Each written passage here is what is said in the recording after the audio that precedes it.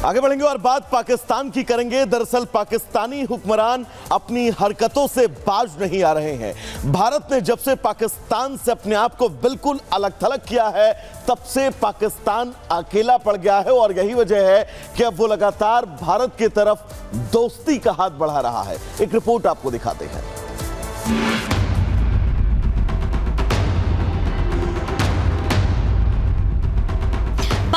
दोस्ती का हाथ बढ़ाना, फिर पीठ में छुरा घोंपना, ये नापाक करतूत पाकिस्तान की आदत बन बैठी है।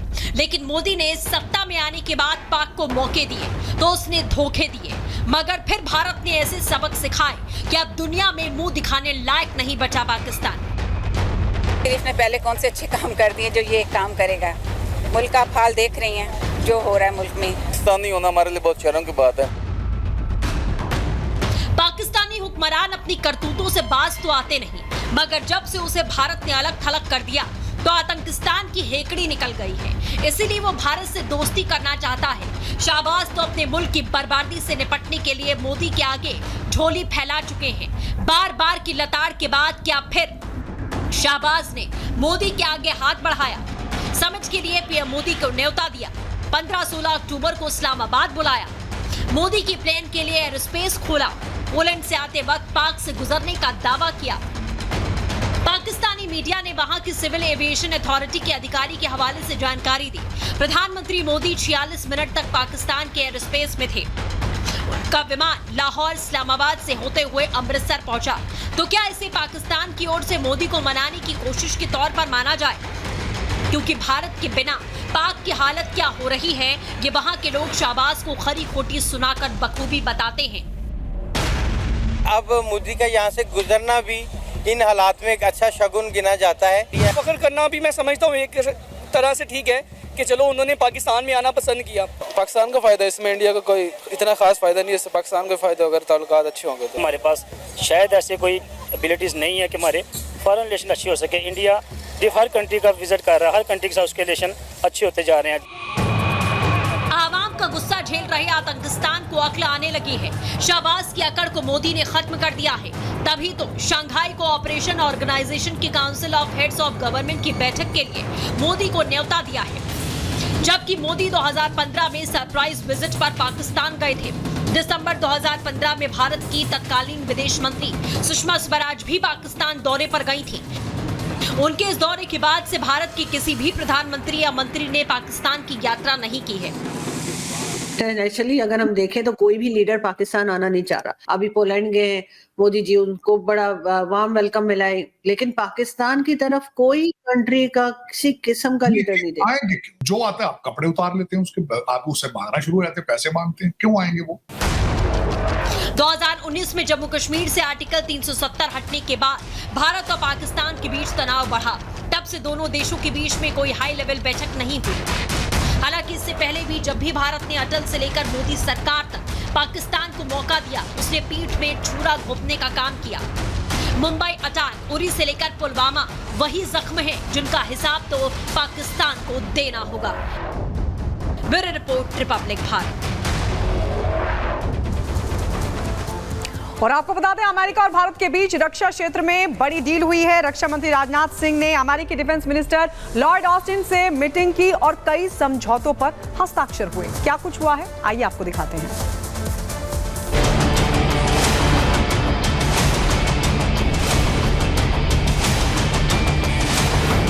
भारत को त्रिदेव मिलेंगे, दुश्मनों के होश उड़ेंगे, पाक और चीन का खेल खत्म, मोदी और बाइडेन का दम।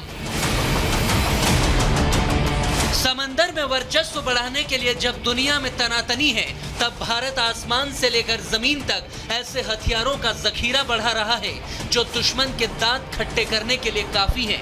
अब अमेरिका के साथ मिलकर हिंदुस्तान की ताकत कई गुना बढ़ने वाली है।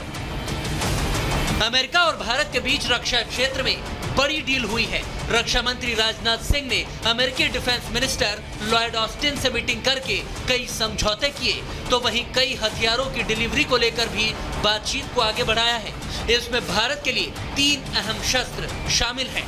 भारत को ये त्रिदेव मिलेंगे: जिनमें पहला है 443 करोड़ रुपए की एंटी सबमरीन सोनोबॉय।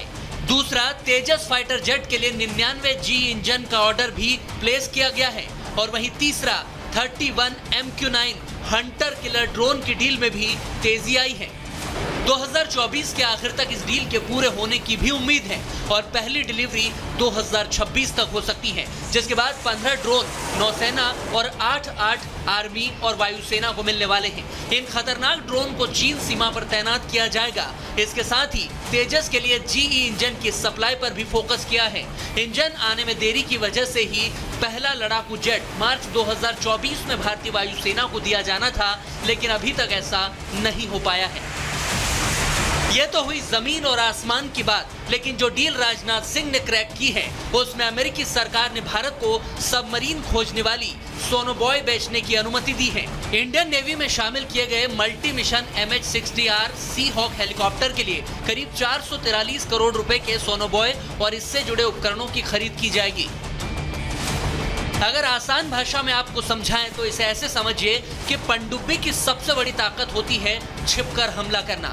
इन्हें लंबे वक्त तक घात लगाने और बिना नजर में आए अटैक करने के लिए बनाया गया है। अगर दुश्मन की पनडुब्बी का वक्त पर पता लगा लिया जाए तो उसे खत्म करना आसान होता है। दूसरी ओर अपने युद्धपोत की सुरक्षा के लिए भी यह जरूरी होता है कि पनडुब्बी का पता लगा लिया जाए, और सोनोबॉय इसी काम के लिए बनाया गया है, जिससे चीन की नींद उड़ गई है, क्योंकि उसकी अंडर वाटर साजिश अब समंदर में ही दफन हो जाएगी। Bureau report, Republic Bharat.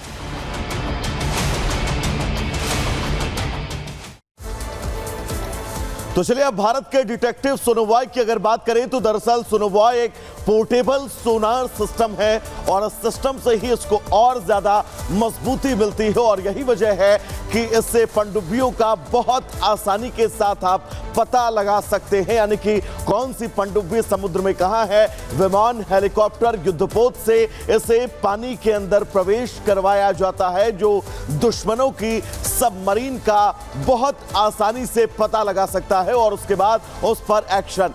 3 type active, passive और स्पेशल पर्पस सोनोबॉय जो है ये इस वक्त यहां पर रक्षा क्षेत्र में पाए जाते हैं, जिससे यहां पर युद्धपोत के आगे चलते हेलीकॉप्टर से फेंका जाता है और फेंकते ही ये सबमरीन का दुश्मन की पता लगा लेता है। समंदर के अंदर जाकर, गहरे से गहरे समंदर में जाकर हर एक दुश्मन की पनडुब्बी को ढूंढ निकालता है और यही खासियत इसे बहुत खास बनाती है। खतरा होने पर रास्ता बदल देता है या फिर ध्वस्त भी आप इसे कर सकते हैं। MH-16R सी हॉक हेलीकॉप्टर की ताकत भी साथ ही बढ़ेगी।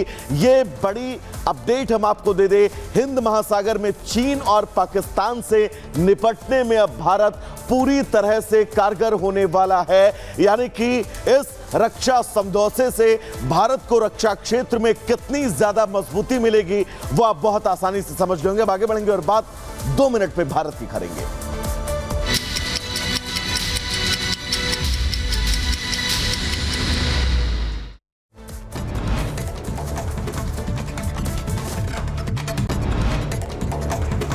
दिल्ली में एक बार फिर फायरिंग से मचा हड़कंप। सत्य निकेतन में एक बार फिर हुई फायरिंग। सीट को लेकर मैनेजर से कहा सुनी के बाद एक लड़के ने की हवाई फायरिंग। पुलिस ने आरोपी को लिया हिरासत में।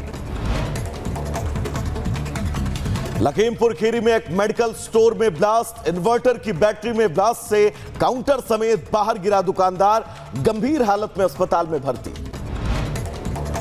मध्य प्रदेश के भिंड कलेक्टर संजीव श्रीवास्तव का एक और वीडियो हुआ वायरल। वीडियो में मरीज के अटेंडेंट को फटकार लगाते हुए दिखे कलेक्टर संजीव। उत्तर प्रदेश के एटा में दबंगों ने बरपाया जमकर कहर,